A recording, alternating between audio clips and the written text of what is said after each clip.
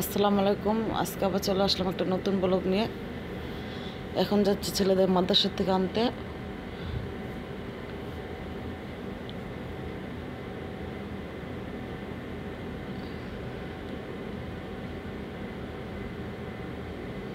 এটা আমাদের এলাকার বাজার।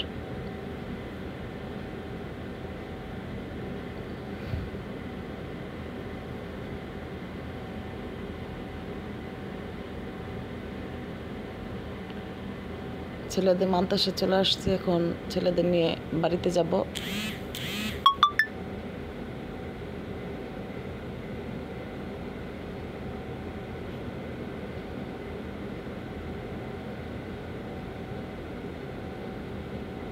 বাড়িতে চলে আসলাম, এখন রান্না করব। আজকে দুটা আইটেমই নতুন। শুটকি দিয়ে লাউ ভাজি, আলু ভাজি আর পাতাকপি দিয়ে চিংড়ি মাছের শুটকি দিয়ে রান্না করব।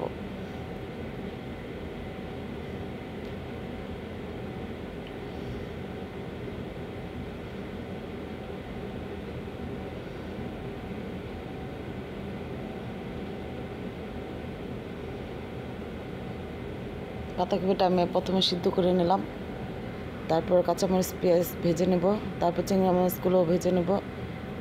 এতে দিয়ে দেবো হলুদ, পরিমাণ মতো লবণ, মরিচের গুঁড়ো দিয়ে একটু ভালো মতো লেড়ে একটু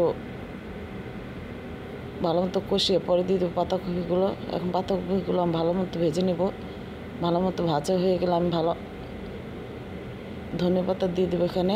এখন ঢেকে